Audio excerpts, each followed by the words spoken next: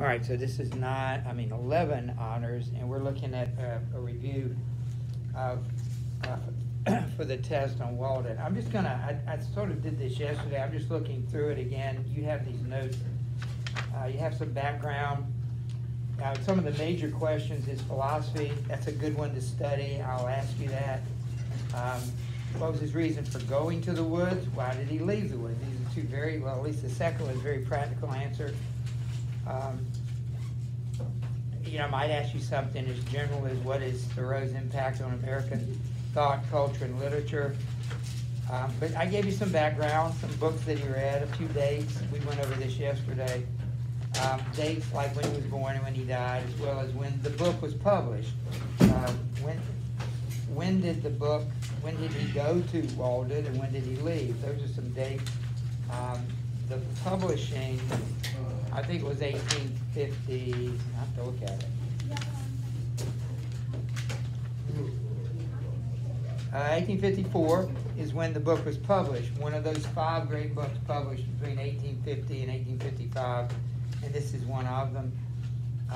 When he was born, when he died, when he went to Walden, when he left Walden, when he published this book. Those are some of the dates. And know who Emerson is? He was probably more famous in his lifetime anyway than Thoreau was. Ralph Walden? Yeah. Mm-hmm. He was, I don't know how they look at him now, but I would say that Thoreau is probably past him because Walden is probably a greater work than anything Emerson produced. And then transcendentalism is, I gave you a definition of that. I'd like you to be able to define it. What do you guys look at? Just okay. I take my notes. Right. So transcendentalism is a term, and I don't know much about it. I know enough about it to navigate around it. And as I understand it, it's basically words like intuition, conscience, and personal revelation. It's a way of coming to know God. So it's a philosophy. It's not really a religion, but it's a way of coming to truth. I'm not sure transcendentalists believe in God, but they do believe in truth. I don't know how they could not believe in God then. But they believe you can determine truth or determine God personally. And nature has a lot to do with that. That's why they are romantics, like nature is romantic. And so, nature lovers, that's an aspect of romanticism. So just make sure you can say at least those 3 things about personal conscience, independence, self-reliance. I get them confused. Those are characteristics of Emerson's philosophy, but they also tie in with transcendentalism. So just understand that. And I will ask you a few questions, like I usually do, about that. Some of you will not study. I don't know why, even though I just told you to. Please study it for your sake. And then there are 5 sections that I just wanted to highlight some major ideas.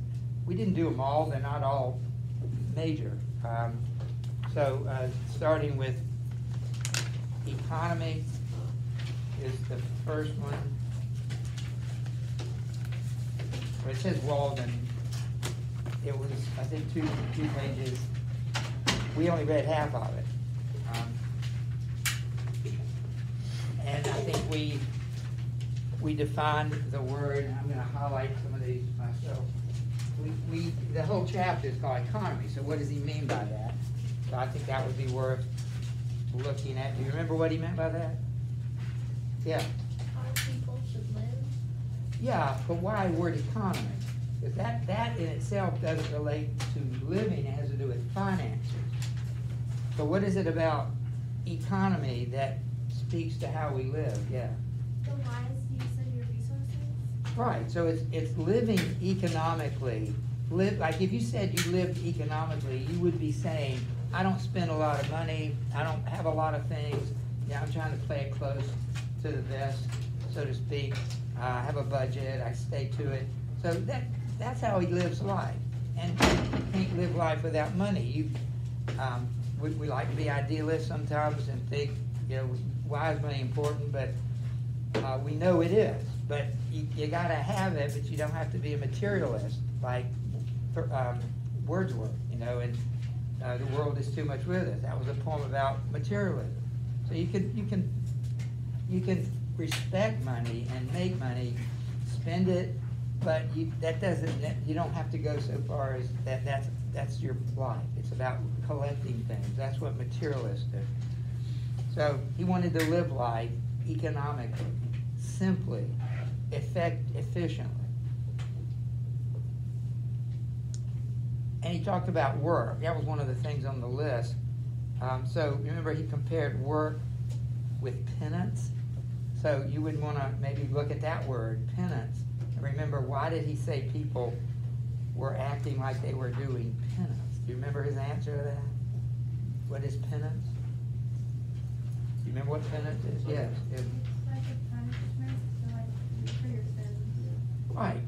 And why should work be punishment? Now, I know the Bible says that man was cursed to work by the sweat of his brow. And so we recognize there's an element of difficulty in work. We don't live in the Garden of Eden anymore. It doesn't just grow up naturally, and we just tend to it. But still, he believes work shouldn't be punishment. It should be fulfilling. And remember, how did his philosophy of simplicity work into that? Well, I have to go to another step. Remember what the 4 necessaries or necessities of life were? I would want you to know that. Do you remember what the 4 necessary things in life to sustain life? Yeah. Food, shelter, clothing, and fuel. Right. You know what they all mean. We know what food is. Which fuel? Yeah. We'll go to fuel. What does he mean by fuel? Wood for a fire. Wood for a fire. For cooking, for heating. But that's kind of based on where you live, because you don't need a lot of heat for warming yourself up at the equator. So he was thinking about in New England, you've got to have some means of warmth. Shelter. Now, how does the idea of economy fit into each of those? Let's just take food. How does the idea of living economically fit into that you have to eat to live? So what does he say about eating? And of course, he says that about later in higher laws. He talks about eating vegetables and not meat. But well, again, it's excess that he's trying to avoid. What were you going to say? I don't know, I lost it. Well, if his belief is live life simply, that means you don't eat more than you need. Eat enough to keep you alive. Remember, he talks in higher laws about not eating just because, I get bored, I eat. I have a celebration, let's have a big meal. Let's go to a place where you're going to get a lot more than you really need, and you eat way past what you need. That's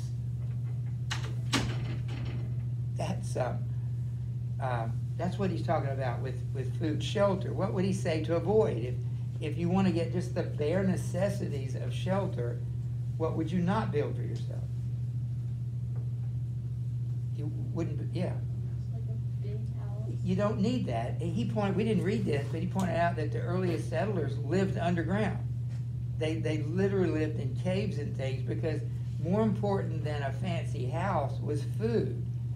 And so they put their priorities straight, and putting in a crop was the necessity. Building a house was not. So you could live almost anywhere if you got some shelter. So, and then fuel would be the same thing. So food, shelter, and clothes. Do you remember anything he said about clothes? We said we shouldn't buy new clothes until we've changed our character. The clothes should represent the person. And it's interesting that the Bible talks a lot about new garments when he's talking about when people are saved, and when they go to heaven, they get these robes, because nakedness speaks of sin. That's what happened. They realized they were naked in the garden after they had sinned. They were naked, I would guess, before they sinned, but they didn't recognize it. So we need garments to cover our sin. We're sinful. And it's not so that our bodies are sinful. They are. It's not the body itself. It's the instinct or the desire. But the clothes always represented holiness. Like a white robe was holiness. So that's kind of what he's saying. Don't change clothes. Don't buy clothes just to impress people. Buy clothes to represent, I've become a new person, so I change clothes. A lot of people also would get, when you were christened as a child, you were baptized. If anybody christened as a child, you know what that means? I don't know how that differs. I was, and I got a little white Bible that I still have. It's no longer very white, but it's this Gideon type Bible. You've probably seen them. They give them away. But I still have that Bible. It's the oldest thing that I own. Can I find it right now? I'm not sure. But, I was given a name at the same time I was christened.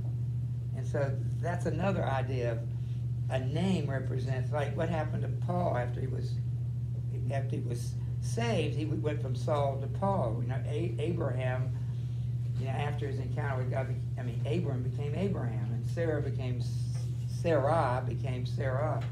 So clothes are the same thing.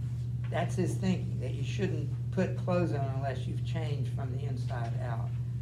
So I don't know how long we just talked about that, but could you write about it for 10 minutes? How much could you say about those four necessities and his view of them? That would tell me that you understand Thoreau. If you could take food, fuel, shelter, and clothes and show me how they reflect Thoreau's philosophy. So I guess that was useful. And then I think that's basically it. We did the clothes. I just told you what did the first settlers is number 10 on that sheet. I'm not sure we read it, but they lived underground because these caves were already there, didn't have to build them. And so they put their priorities straight, which is, what did Jesus say? I mean, so much of this is biblical. Do you realize whether you're a Christian or not, and I assume you are, you would be benefited by reading the Bible, because the Bible has always influenced culture and writers. And Thoreau, he may or may not be a Christian, but so much of what he says is influenced by the Bible. I think that's significant. Setting your priorities right. Seek ye first the kingdom of God and its righteousness, and all these things will be added to you. So even God's always talking about priorities. Thoreau is talking about priorities. And I think we basically covered that. I can't think of anything else. So that's economy. Look at reading. We can do this more quickly because it hasn't been as long. I would like for you to be able to find classics. Anybody remember without looking? Yeah, Jeffrey. The noblest recorded thoughts of men. Yeah, noblest recorded words of man are the classic. I think that's a great definition of it. And then he talks about, the comparison with, because they're old, we shouldn't study them. And he says that would be ridiculous. How would you say that about nature? Nature is old. That tree's old. We wouldn't want to study it. That was number 2. Be able to discuss the difference, or why is written according to him that written language is superior to spoken language. Anybody remember his argument? Yeah, Lily. Written language doesn't change, whereas spoken language changes from person to person. Good. That's probably the best argument, I think. It's also, written language took you longer to learn, so there was more effort. It's got to be more complicated, otherwise babies would come out of the womb and in a couple of years, maybe in a year, start writing. They can't do that. Their brain, they just learn subconsciously how to speak, but you can't learn writing or reading that way. Yes. Writing allows for more premeditation and thoughtfulness than spoken language. Right.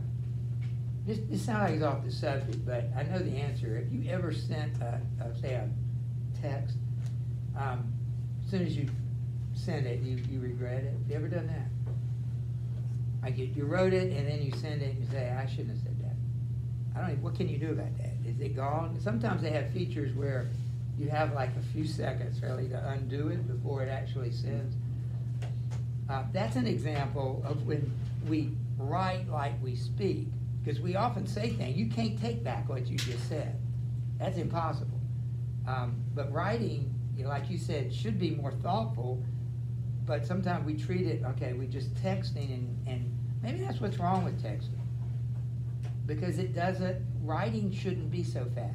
Anytime you write words down, they shouldn't be quick, because again, you can't change them, and we should respect writing more.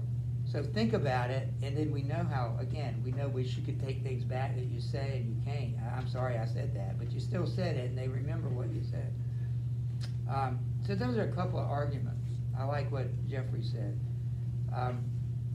Maybe for extra credit, Proverbs 15:23, you remember what it said? You can look it up. We talked about authors being a natural and irresistible aristocracy. Why? Why are writers always at the top of every society? And what did he mean by the works of great poets have never been read by mankind? And somewhere else, though they didn't ask it, it says you should read a work with the same amount of effort it took to write it. It's the same principle. We have to match the effort and the work of the writer. And then if you don't read, or don't read the classics, even though you can read, you're in a way illiterate. Think about it. Again, I've told you, how embarrassing it is. You go to college, you graduate from college, you may read one book the rest of your life, on average. Do you really want to be that guy, or that person? That, I didn't read anything after I left college. I mean, who wants to be that? I'm not sure that, you can learn a lot by experience, clearly. People that build things, they probably didn't read it, they learned it. You can learn a lot that way. But there's a whole lot you can't learn from experience. Or why would you want to? Why make these mistakes again? Why don't I read it? Okay, I don't think I want to do that. Anyway, he makes that connection between being illiterate, even though you are literate. Why it does you no good if you don't exercise it. That's kind of 6 and 7, and we talked about how many books in your life, you even admitted, you look back and you say, that was the first book that I enjoyed. That book got me interested in reading. And I don't remember who it was, maybe in Emma, the Trumpet and the Swan. Well, that was me. I knew it was you. But my grandson loves that book in Miss King's class, 2nd grade. They read it, she read it to them, and he wanted to start reading it again, like to us. That's what we're talking about. He will never forget, I hope, the name of the book. He'll never forget that book because it turned something on in him, and I got to read it because so many people have said that, and I don't even know what it's about. All right, so anyway, that's the reading, and then higher laws. So that's, sorry, I skipped one. The one before reading was where I lived and what I lived for, so I got to get that one out. So we go back, yeah. Let me just read through some of the questions here. For a man is rich in proportion to a number of things that he can afford to let alone. I can imagine putting some of these quotes on the test. Are there wrong answers? Yeah. Is there more than one right answer? Of course. But they're wrong answers. So I would want you to be able to tell us, like, what does that mean? For a man is rich in proportion to the number of things he can afford to let alone. You don't ever have to have read any of Walden to be able to answer that. But what does that statement mean? Yeah, Lily. It's like the more things you have that you can live without, the richer you are. It makes sense to me that if you don't need it, it's almost as if you have it. You know what I mean? If it not wanting it is the same thing as getting what you want, right? If you don't want it, you strike it off your list. If you want it and get it, you check it off your list. You're in the same place. I don't care at all about that. I'm glad you do, but I don't. you don't have an advantage over me by having that, because I didn't want it in the first place. So, you know, you could be rich as a rich man if you had all you wanted. A lot of rich people don't have all they want. They're unhappy. So in a sense, you're richer than they are if you have just what you need and you're happy with it. He talks about almost buying the Hollowell place. I'm not sure I'll go into that, but 2 and 3. We know that, I think this is interesting, just trivial. He spent 2 years there.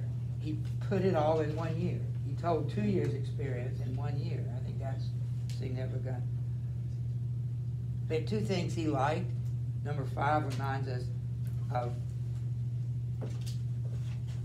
a vast horizon, and he loves morning. And both of those can be symbolic. What does morning represent to him? He loves morning. What does it represent? Ben, what does morning represent? What does it symbolize? Most people would agree with this. It's sort of like a... The start of the day, beginning of something new. Okay, that's very good. So he likes the morning because that's the way he lives life. Like every day is something new. Every day is hopeful. What does he mean by a vast horizon? He likes to be able to see far off. And he likes to be able to see a big sky. He means it in a symbolic way by like how you should look beyond your current circumstances and look at your like situation as a bigger picture. And I guess doing that could give you a little bit more like, motivation to improve. Very good. It's the opposite of being narrow-minded. If you can see far, then it opens up all sorts of possibilities, whether literally see or figuratively see, understand. So those are 2 things that matter to him, mornings and vast horizons. Remember he said, shepherds, he said, why should we think of the shepherd's life if his flocks always what would we think if his flocks always wandered higher than his thoughts? What did he mean by that?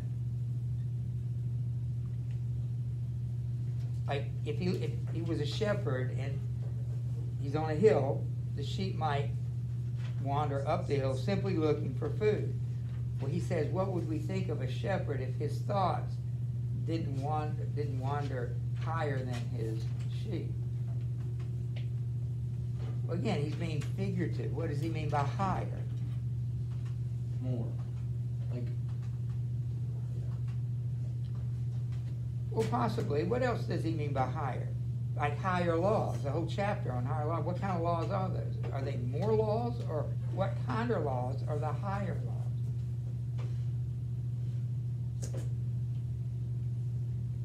If you wanted to keep your mind on higher things, what kind of things would you be thinking about?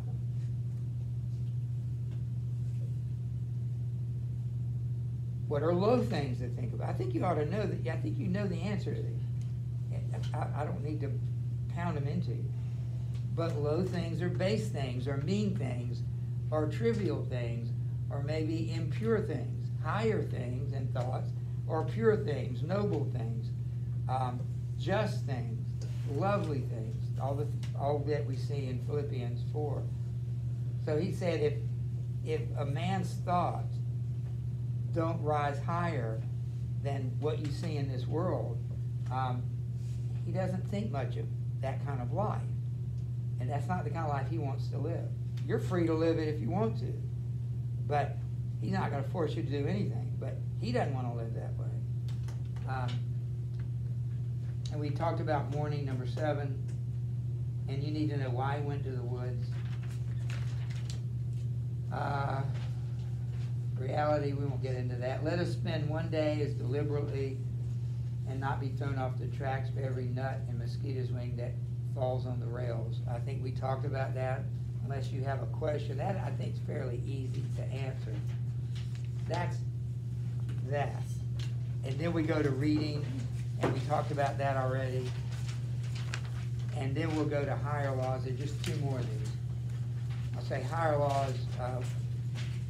I can remember this chapter really well. It starts talking about fishing and hunting, and then he goes to eating meat, versus eating vegetables.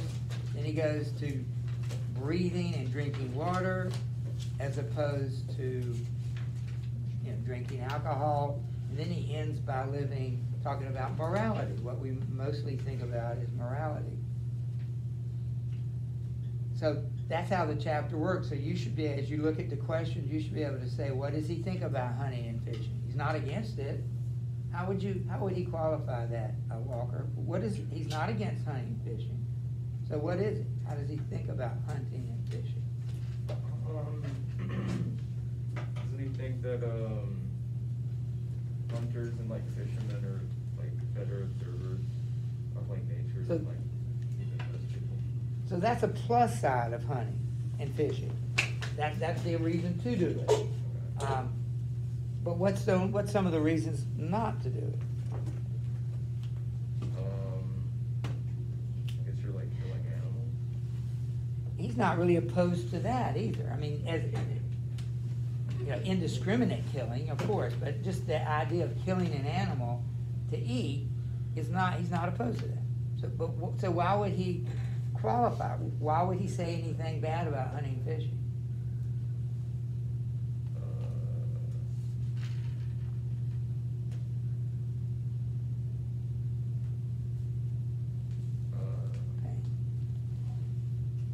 Mine thought to drive me crazy. I know how that feels.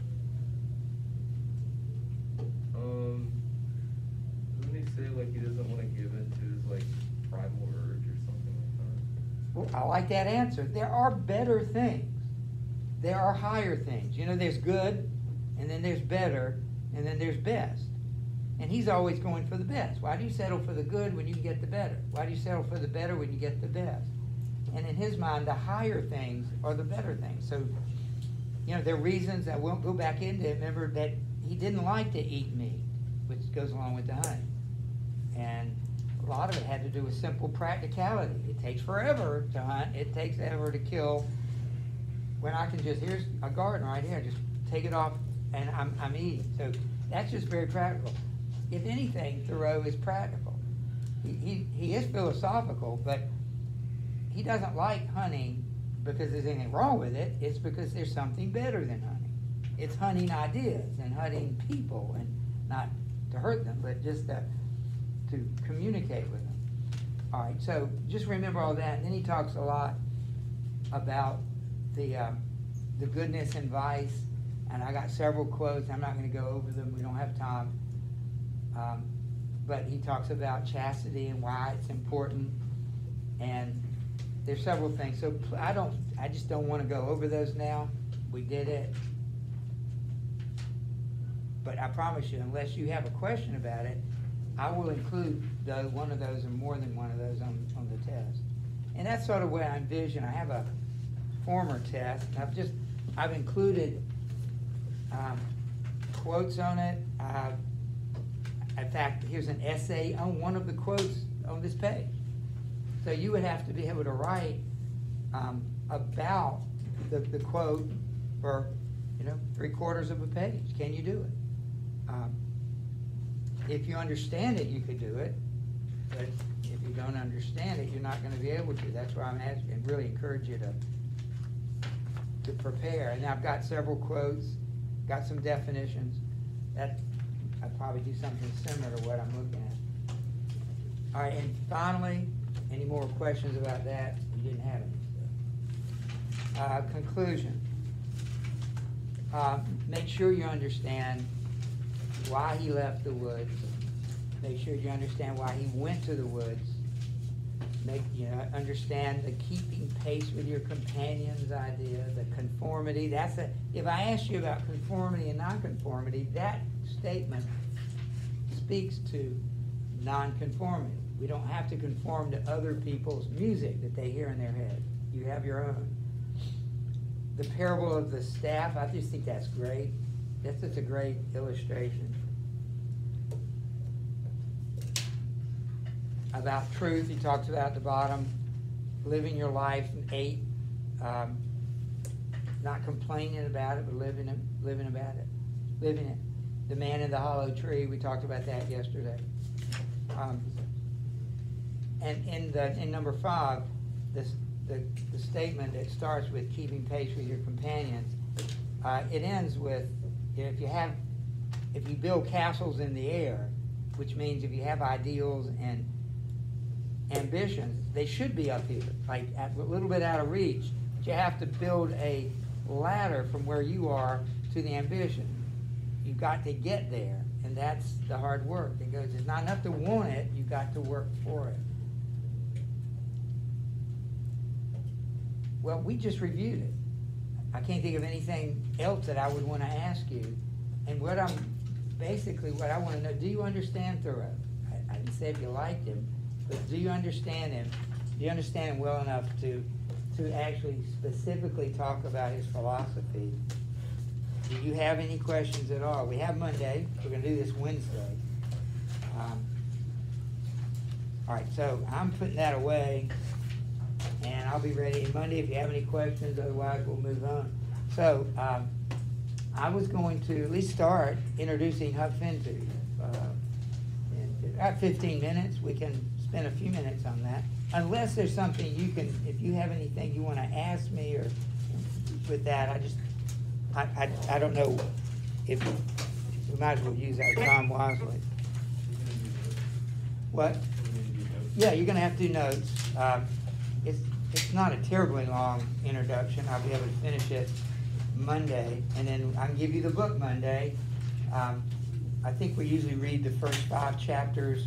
They're short chapters. It's a shorter book. Well, it's longer than Frankenstein. Shorter than what the AP folks have read. Anybody ever read Adventures of Huck Finn? I usually have somebody that read some sort of version of it. So Payne has, and you have. What do you remember about it? Either one of you? I remember they talk like really weird. It's like old English, isn't it? Like, they're like always like, I don't remember. It's weird. Well, it's hard to understand, I guess. I think what you're referring to is the dialect. Both Huck and Jim speak in a particular kind of dialect. What is a dialect? Another slight version of a base language. And doesn't it sort of correspond to particular areas of a country? Like what would be Southern? I mean, because of TV, starting with TV, and then now with the internet, the fact that you're a Southerner and people are moving more, it doesn't distinguish you as much as it used to. I've been living in the South in my entire life. So there are certain things that Southerners used to say and do that we've kind of lost. Not that there's nothing wrong with that, but how would you describe the way Southerners talk? I think we still kind of have a Southern accent. If you go up north, I've heard people up there will make fun of your accent. They'll recognize you as a Southerner. But can you think of an accent, a real accent that you've heard? Or dialect, I guess is a better word. Yeah. One of the people that my dad works with is from Hamburg, Germany. So. Well, sure. Yeah. Yeah, that makes sense. You know, you can recognize a foreigner. Have you ever been to Louisiana? I remember a word. This guy used to be a cook. Can't remember his name, but he would say guarantee. That was sort of one of his. I guarantee it. That's not the way I say it. I say guarantee. Are there other words like that you recognize as that you say it one way, but people from other parts of the country may say it differently? Walker. Nullification. What? Nullification. What is that word? Nullification or notification? So saying notification, but wrong. Who says it that way? I do, I guess. Well, I can see that your ear is not attuned to these things.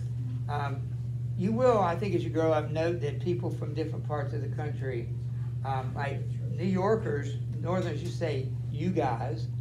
The word y'all, which I used to say a lot, is a Southern thing. You all, y'all. You guys, that's something they would say up north. There's something about the Midwest. You kind of recognize somebody from Minnesota. Have you ever heard somebody from Minnesota? Minnesota. Yeah, there's something about so, I mean, Californians they're such a mix anyway. You know, I don't think they have a California accent. Yeah. With the Minnesotan thing, they don't say thunder, they say tunder. There's some like bay or whatever up there between them and Canada, or yeah, up in that area, and it's called Thunder Bay. So we would say Thunder Bay, but they say Tunder Bay. I've never heard that. Yeah. They also call it pop, not. Oh, yeah, that's Coke. right. Soda up north, they used to say soda. We say, everything's a Coke down here. Everything's. You want to get a 7-Up, you want to get a Dr. Pepper, give me a Coke. I mean, I grew up, everything's a Coke. And we wouldn't say Coca-Cola. Nobody says that anyway. We'd say Coca-Cola. My father used to call it a Coca-Cola. Again, that's something Southerners perhaps would say. People who lived in Virginia used to have a particular word. I'm trying to remember what it was. It'll come to me. Some people say neither. We say neither down here in North Carolina. Anyway, anybody know what the book is about? You know, anybody know what Huck Finn is about? Yeah, what's it about? A boy who explores. He does what? Explores. That's not untrue. It's true. What does he explore? Doesn't he go to an island? Well, he starts there. Pretty quickly. He starts there. Sign everything, right?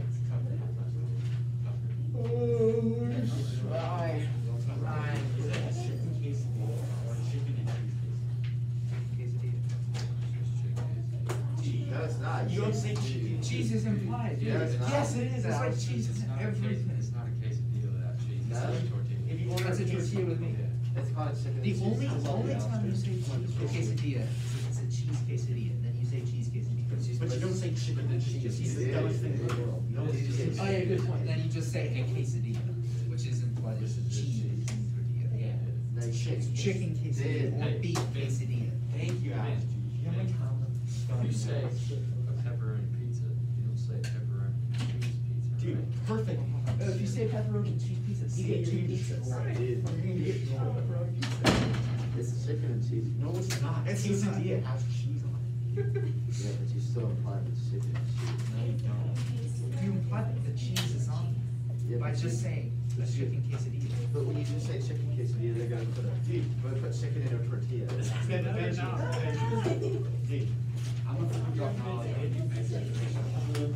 quesadilla in Spain. Alright, Cheese means queso. Dude, if you just say chicken quesadilla, they're gonna put chicken in tortilla. No, they don't. Hey, Jackson, Oh, yeah. I can't read you. Is it the? It's, yeah, thank I don't know. It's chicken and cheese quesadilla. Who eats just Would you like to chicken eat? in between two tortillas? Nobody, That's the only but thing you that still can have to be- imply that there, Thank that when you want a chicken and cheese quesadilla. Thank You you, just say Jeff. chicken and chicken and tortilla. Don't be offended saying I didn't. No, it's a quesadilla. I'm not chicken, it's chicken and cheese No, quesadilla. it's not. Say it one more A time. quesadilla is Walker, cheese. don't be offended I didn't. Folded in half. I'm going to Google it. Chicken and cheese quesadilla. What is a quesadilla? It comes down to this. A quesadilla. It's called quesadilla right now. Quesadilla is 5% consisting of the tortilla primarily filled with cheese, sometimes meat and spices, and cooked on a griddle to just I'm not arguing tortillas. with that. I say, look at what a chicken quesadilla is. What, you got cheese in it? Oh my gosh. What is a chicken quesadilla? I've waited so long for this, Alex. Look at the images. It has chicken and cheese. It's not right. It's chicken. Ben, you're wrong. All right, guys, Look at what chicken and cheese quesadilla is. It's a chicken quesadilla. It is. What What is is this? wrong? Look at what chicken and cheese quesadilla is. all right, guys, let's, we got about 10 minutes, not quite, I'm just gonna get started. I made this up all by myself. It's the sentiment that most scholars have about Huck Finn. It is the great American novel. It's the greatest American novel. And it's kind of odd because it's not written, you said, the way it's written. We've just been talking about that. It's not written in a way, oh, that ain't a great American novel. Look how it's written. They don't even speak in correct English. But it is appropriate for this book. It's absolutely, it's sort of that makes the book so charming, is the way that it's written. So this is considered by many the greatest American novel. Some people say Moby Dick. Nobody reads that. It's a lot more formal. This is a lot more readable. These are some things that I would hope you would get out of the book and out of the PowerPoint. We just told you this. I don't know what we can add to it, that it is considered by many the greatest American book. But why? And I mentioned one thing, the charming language. Although it's hard to read in a weird way, because you read Hawthorne, you can't understand some of his long words in Scarlet Letter. You read Mark Twain, you can't understand some of the words that are very short and common, but they look like a foreign language. I don't even understand Jim. I'll be honest with you, when I get to some of the Jim's longest passages, I just fly right through it, because I can't understand it, you know. It's so I try to get to the very next thing before I keep reading.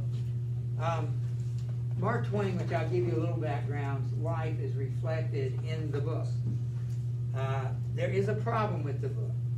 If you know anything about it, it has the N word quite often. And in a year like we've been through, at least particularly during the summer, you know, racial things came back to the fore, then they kind of settled down, you know, when the election hit, when the fall started. But oddly enough, I don't know how many years I taught it at Page High School, you know, with African-American students in there.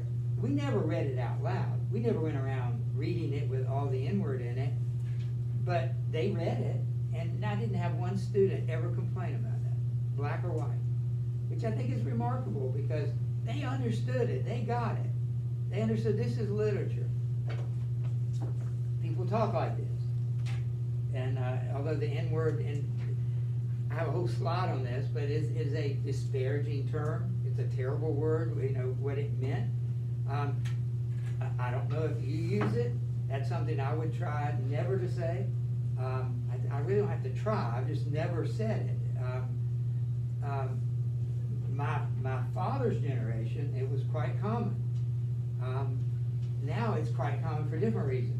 It's just because that maybe it's changed meanings, but you could do a whole thing just on that word, because that word is indicative of, what about words? Words have power. Look, we can't say that word. That must be a powerful word. And we talked about how words are powerful when it came to the book reading, you know, the chapter reading and written language. Anyway, that's one of the problems people have had with the book. Has been banned, but it always comes back. 150, it was published in 1884. So 100, almost 150 years ago. Themes, of course. This is a realistic book. So instead of romanticism and transcendentalism, this is another ism. It's realism. And Huck Finn is probably the most popular character in all American literature. If the book is the most popular book, the character Huck is one of the main reasons. And this is what Ernest Hemingway, you will read him next year as a senior. He was a 20th century writer. He said all modern American literature comes from one book by Mark Twain called Huckleberry Finn. It's the best book we've had. Now that was almost 100 years ago, in the 1930s, when he made these comments. I don't think people would disagree, scholars anyway.